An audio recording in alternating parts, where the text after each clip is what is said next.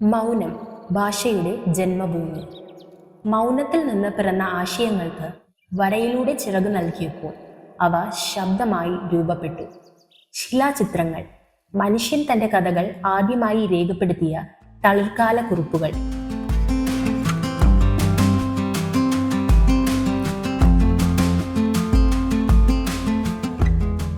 അവയിൽ നിന്നും ലിപികൾ ജനിക്കുന്നു. ശിലകളിൽ നിന്നും താളികളിലേക്കുള്ള യാത്രയിൽ കയ്യെഴുത്ത് മുഖേന രൂപപ്പെട്ട പുസ്തകങ്ങൾ അറിവ് കൈമാറുന്ന വാതായനങ്ങളായി മാറി. കയ്യെഴുത്തിൽ നിന്ന് അച്ചടിയിലേക്ക് അറിവിന്റെ വിപ്ലവം. 15-ാം നൂറ്റാണ്ടിൽ ഗുട്ടൻബർഗ് അച്ചടിയന്ത്രം കണ്ടുപിടിച്ചതോടെ അറിവ് പുസ്തകങ്ങളിലൂടെ രാജഭവനങ്ങളിൽ നിന്ന് സാധാരണ ജനങ്ങളിലേക്ക് എത്തി. അക്ഷരങ്ങൾ ശിലകളിൽ നിന്ന് താളികളിലേക്ക്, പ്രിന്റിങ്ങിലേക്ക്, ഇപ്പോൾ ഡിജിറ്റൽ പേജുകളിലേക്ക്. ഭാഷയുടെ ഈ പ്രയാണം തുടരുന്നു. ഭാഷയില്ലാത്ത ഒരു സംസ്കാരത്തെക്കുറിച്ച് ചിന്തിക്കാൻ പറ്റുമോ? ഒരു സമൂഹത്തിൻ്റെ ഓർമ്മ, ചരിത്രം, സംസ്കാരം എല്ലാം ഭാഷയുടെ അക്ഷരങ്ങളിലൂടെയാണ് നിലനിൽക്കുന്നത്. ഭാഷയുടെ പരിണാമം സൂക്ഷിച്ചു വയ്ക്കാൻ, വരും തലമുറയിലേക്ക് അത് കൈമാറാൻ ഇന്ത്യയിലെ ആദ്യ ഭാഷാ സാഹിത്യ സാംസ്കാരിക മ്യൂസിയം. കേരളത്തെ സംബന്ധിച്ച് മാത്രമല്ല, ഇന്ത്യയെ സംബന്ധിച്ച് പോലും അസാധാരണവും അപൂർവവുമായ ഒരു ഭാവനയാണത്. പഴയ ഒരു മാനുസ്ക്രിപ്റ്റ് മുതൽ, പഴയ ഒരു ചെപ്പേഡിൻ്റെ ഒരു കാഴ്ച മുതൽ ആധുനികാനന്തര സിനിമ വരെ കാണാവുന്നിടമായി. ഇന്ത്യയിൽ മറ്റൊരു ഭാഷയിലും നടക്കാത്ത കാര്യമാണ്. വേണമെങ്കിൽ ലോകത്ത് തന്നെ ഇതിനൊക്കെ വളരെ അപൂർവമായ ഉദാഹരണങ്ങളേ ഉള്ളൂ. അക്ഷരനഗരിയായ കോട്ടയത്തിന്റെ അഭിമാനമായി നിലകൊള്ളുന്ന അക്ഷര മ്യൂസിയം. ഭാഷയെയും സാഹിത്യത്തെയും എങ്ങനെ മ്യൂസിയവൽക്കരിക്കാം എന്നുള്ള പുതിയൊരു ആശയമാണ് അക്ഷര മ്യൂസിയത്തിലൂടെ സാധ്യമായിട്ടുള്ളത്.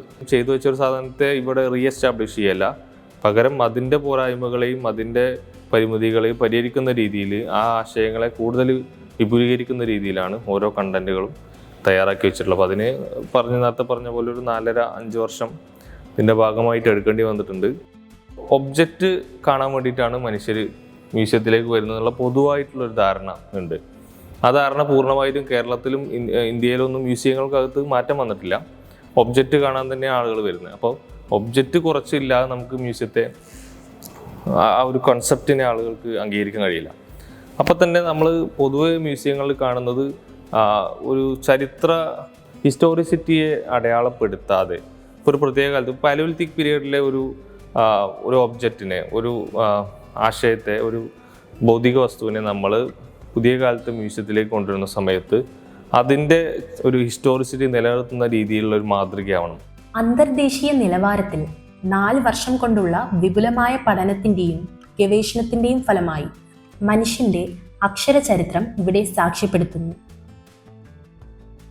ലോകമെമ്പാടുമുള്ള 6000-ലധികം ഭാഷകളുടെ വിവരണങ്ങൾ ഉൾക്കൊള്ളുന്ന അപൂർവ ശേഖരണത്തോടൊപ്പം അക്ഷരത്തിൻ്റെ ഉത്ഭവവും അതിൻ്റെ പരിണാമവും ഇവിടെ അനുവാരണം ചെയ്യുന്നു. ലിപികളെ സംബന്ധിക്കുന്ന 1-ാം ഘട്ടം അത് തന്നെ കാണുന്നവർക്കറിയാം, അനുഭവിക്കുന്നവർക്കറിയാം എത്രമാത്രം മികച്ചതാണെന്ന്. ഇതേപോലെ തന്നെ മലയാള സാഹിത്യത്തെ സംബന്ധിക്കുന്ന 2-ാം ഘട്ടം, ഒപ്പം അച്ചടിയുടെ ചരിത്രം പറയുന്ന മറ്റൊരു ഘട്ടം, അതേപോലെ തന്നെ സംസ്കാരത്തെക്കുറിച്ച് പറയുന്ന മറ്റൊരു ഘട്ടം, അങ്ങനെ 4 ഘട്ടങ്ങൾ. അതുകൂടാതെ മറ്റ് പ്രധാനപ്പെട്ട പല ഉപപ്രവർത്തനങ്ങളും ഇതിൻ്റെ കൂടെ വിഭാവനം ചെയ്തിട്ടുണ്ട്. അതിലേറ്റവും പ്രധാനപ്പെട്ട ഒന്നാണ് മലയാളത്തിൽ പ്രസിദ്ധീകരിച്ച പുസ്തകങ്ങളുടെ ഫസ്റ്റ് എഡിഷൻ കൃതികൾ, ഫസ്റ്റ് എഡിഷൻ കോപ്പികൾ ഡിജിറ്റൈസ് ചെയ്ത് ഓപ്പൺ ആക്സസിൽ എത്തിക്കുക എന്നുള്ളത്. 4 ഘട്ടങ്ങളിലൂടെ പൂർത്തീകരിക്കുന്ന ഒരു അക്ഷരം ഭാഷാ സാഹിത്യ മ്യൂസിയം. അതിൻ്റെ 1-ാം ഘട്ടമാണ് ഇപ്പോൾ പൂർത്തീകരിച്ച് പൊതുജനങ്ങൾക്കായി തുറന്നു കൊടുത്തിരിക്കുന്നത്. അതിൻ്റെ ഫസ്റ്റ് ഫേസ് എന്നത് ഭാഷയെക്കുറിച്ചുള്ള ചില വിവരണാത്മകമായ, അതേപോലെ തന്നെ ക്രിയാത്മകമായ, അതേപോലെ തന്നെ വിമർശനാത്മകമായ കാര്യങ്ങളുടെ അവതരണം ആണ്. ഭാഷ എന്നത് മലയാള ഭാഷയാണ് ഫോക്കസ് ചെയ്യുന്നതെങ്കിലും ഭാഷയുടെ ഉത്ഭവം മുതലുള്ള കാര്യങ്ങൾ പറയാൻ ശ്രമിച്ചിരിക്കുന്നു. വളരെ ജനറൽ ആയിട്ടുള്ള ചില കാര്യങ്ങൾ, എങ്ങനെയാണ് മനുഷ്യൻ സ്പീച്ച് ആക്ടിലേക്ക് വരുന്നത്, മനുഷ്യൻ്റെ ഭാഷാശേഷി എങ്ങനെയാണ്, ഏത് ഘട്ടത്തിലാണ് ആരംഭിക്കുന്നത്, അതെങ്ങനെയാണ് സവിശേഷമായ ഭാഷാക്കുറിയായി മാറിത്തീരുന്നത് എന്ന് പറഞ്ഞതിന് ശേഷം മലയാള ഭാഷയുടെ ഉൽപ്പത്തിയെക്കുറിച്ചുള്ള ചില ചർച്ചകൾ ക്രോഡീകരിക്കുന്നു.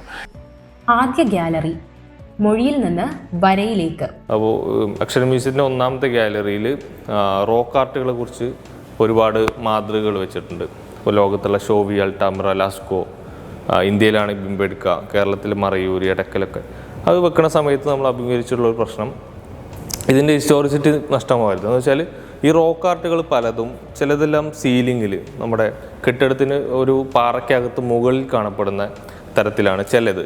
ഇപ്പോൾ മറയൂരിലെ ആട്ടളയിലൊക്കെ മുകളിലാണ്, ചിലത് ഭിത്തിയിലാണ് കാണാൻ പറ്റുന്നത്, ചിലത് നമുക്ക് നിലത്താണ് കാണാൻ പറ്റുന്നത്. അപ്പോൾ നമ്മൾ മ്യൂസിയമൈസ് ചെയ്യുന്ന സമയത്ത് ഒരു പീസ് ഓഫ് ഒബ്ജക്റ്റ് കൊണ്ടുവന്ന് വയ്ക്കുമ്പോൾ ഇത് അതിൻ്റെ ഒരു ഹിസ്റ്റോറിസിറ്റി സംരക്ഷിക്കുക എന്ന് വെച്ചാൽ അത് സീലിങ്ങിലാണെങ്കിൽ സീലിങ്ങിൽ തന്നെ നിലനിർത്തുക എന്നുള്ളതാണ് എൻ്റെ ചരിത്രത്തോട് ചെയ്യേണ്ട നമ്മളുടെ ഒരു ഇത്.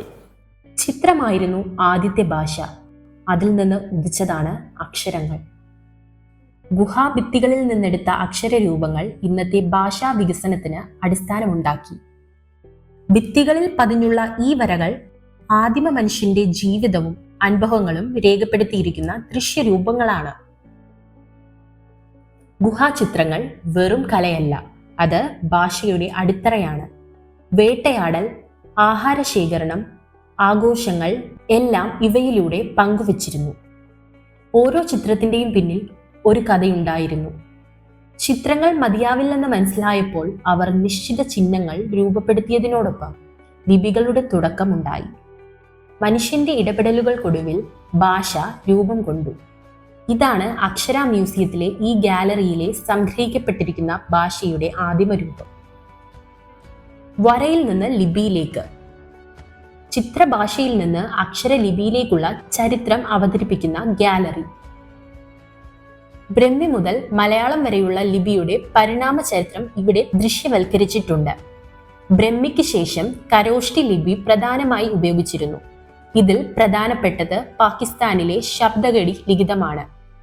അക്ഷരങ്ങൾ എങ്ങനെ മാറി വന്നു എന്നതിൻ്റെയും ഓരോ ലിപിയും എങ്ങനെയാണ് ഉരുത്തിരിഞ്ഞ് വന്നത് എന്നതിൻ്റെയും വിശദമായ ദൃശ്യാവതാരണം ആനിമേറ്റഡ് വീഡിയോയിലൂടെ ഇവിടെ കാണാം. പഴയ എഴുത്തുപകരണങ്ങളും പ്രഥമ രൂപത്തിലുള്ള ലിഖിത ശേഖരണ രീതികളും ഭാഷയുടെ വളർച്ചയുടെ കഥ പറയുന്നു. അച്ചടിയുടെ ചരിത്രം. മലയാള അച്ചടിയുമായി ബന്ധപ്പെട്ട പ്രധാനപ്പെട്ട വിവരങ്ങൾ ഉൾക്കൊള്ളുന്ന ഗാലറി. കേരളത്തിന് പുറത്ത് ആദ്യമായി അച്ചടിച്ച മലയാള ഗ്രന്ഥങ്ങളും മിഷണറിമാർ നടത്തിയ അച്ചടി സംരംഭങ്ങളും ഇവിടെയുണ്ട്. കേരളത്തിലെ ആദ്യകാല അച്ചടി, പ്രഥമ മാഗസിനുകൾ, പുരാതന അച്ചടി യന്ത്രങ്ങൾ ഇതെല്ലാം ഈ ഗാലറിയിൽ ഉൾപ്പെട്ടിരിക്കുന്നു. സാഹിത്യ പ്രവർത്തക പ്രസ്ഥാനം.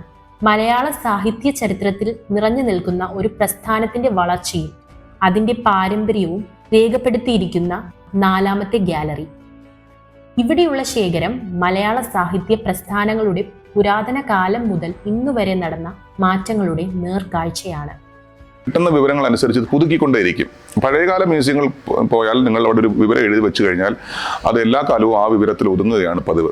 ഇവിടെ എപ്പോഴും അപ്ഡേഷൻ നടത്തുന്നുണ്ടാവും. ഒരു പുതിയ വിവരം കിട്ടിയാൽ ആ പുതിയ വിവരങ്ങൾ ചേർക്കുന്നു. പുതിയ പുസ്തകം വന്നാൽ ആ പുസ്തകം മാറ്റിയിട്ട് പുതിയ പുസ്തകങ്ങൾ വെക്കുക എന്ന് പറഞ്ഞൊരു അപ്ഡേഷൻ്റെ അവിടേക്കാണ് ഈ ഡിജിറ്റൽ ഡെമോക്രസി നമ്മളെ സഹായിക്കുന്നത്. അത്തരത്തിലുള്ള സാങ്കേതിക വിദ്യകളുടെ സഹായത്തോടു കൂടി ഇപ്പോൾ കിട്ടിയൊരു വിവരത്തിൻ്റെ കൂടി വിവരം ആഡ് ചെയ്യണമെങ്കിൽ വളരെ എളുപ്പമാണ്. അക്ഷര മ്യൂസിയത്തിലെ ഏറ്റവും ആധുനികമായി സജ്ജീകരണത്തിലൊന്നാണ് ഹോളോഗ്രാം തിയേറ്റർ. സാഹിത്യവും അച്ചടിയും കേവലം പുസ്തകങ്ങളിലല്ല, 3D ദൃശ്യാനുഭവത്തിലൂടെ ഇവിടെ അവതരിപ്പിക്കുന്നു. പഴയ അച്ചടി യന്ത്രങ്ങളും ആദ്യം അച്ചടിച്ച പത്രങ്ങളും തൊട്ടറിഞ്ഞ് വായിക്കാം. ഭാഷയുടെ ആകൃതികൾ ദൃശ്യാനുഭവമാകുമ്പോൾ അക്ഷരങ്ങളുടെ യാത്ര മനസ്സിൽ പതിയും. ലോകഭാഷയുടെ ഭൂപടം. ഓരോ മേഖലയിലും സ്വന്തം ഭാഷ, സ്വന്തം സംസ്കാരം. ഈ ഡിജിറ്റൽ ശേഖരണത്തിലൂടെ ലോകഭാഷകളെ തൊട്ടറിയാം, കേൾക്കാം, മനസ്സിലാക്കാം. ലോക ഭാഷാ ഗാലറിയിലൂടെ. ഭാഷാ സാഹിത്യം എന്നൊക്കെ പറയുന്ന വിഷയം ഒട്ടും ടാഞ്ചിബിൾ അല്ല. സാഹിത്യ സംബന്ധമായ, ഭാഷാ സംബന്ധമായ ഒരു കാര്യത്തെ നമുക്ക് വേഗം കണ്ടെത്താനും ഒക്കെ സാധിക്കും. പക്ഷേ എത്രയോ സംവത്സരങ്ങൾക്ക് മുമ്പുള്ള അതിൻ്റെ ആദ്യ രൂപങ്ങളിലേക്ക് തേടി പോവുക എന്ന് പറയുന്നതാണ് ഏറ്റവും വലിയ വെല്ലുവിളി. അതാണ് ഭാഷയുടെ ജന്മം, അക്ഷരത്തിന്റെ വളർച്ച, അച്ചടിയുടെ വിപ്ലവം, സാഹിത്യത്തിൻ്റെ പരിവർത്തനം, ഇവയെല്ലാം തൊട്ടറിയാനുള്ള ഒരിടം. മ്യൂസിയത്തിൻ്റെ ഏറ്റവും പ്രധാനപ്പെട്ട ഒരു ലക്ഷ്യം ഈ ഡോക്യുമെൻറ്റേഷൻ പോലെ ഒരു റെഫറൻഷ്യൽ സ്റ്റഡി സെൻ്ററായി മാറുക എന്നുള്ളതാണ്. അപ്പോൾ ഇത് ആളുകൾക്ക് കണ്ട് രസിച്ചു പോകാൻ പറ്റുന്ന ഒരു ഘട്ടം. പഠിക്കാൻ ആഗ്രഹിക്കുന്നവർക്ക്, ഗവേഷണം നടത്താൻ ആഗ്രഹിക്കുന്നവർക്ക് ലഭ്യമാകുന്ന എല്ലാ റിസോഴ്സ് മെറ്റീരിയലുകളും നൽകുന്ന ഒരു സ്ഥലം, അങ്ങനെ ഒരു വലിയ റെഫറൻസ് സെൻ്റർ കൂടി, ഇങ്ങനെ വലിയൊരു ഭാവന അതിൻ്റെ പുറകിലുണ്ട്. ഭാഷയുടെ വേരുകൾ അന്വേഷിച്ച് സംസ്കാരത്തിൻ്റെ പാത പിന്തുടർന്ന് അക്ഷരങ്ങൾ കാലാതീതമായി പുതിയ തലമുറകളിലേക്കുള്ള യാത്ര തുടരുന്നു.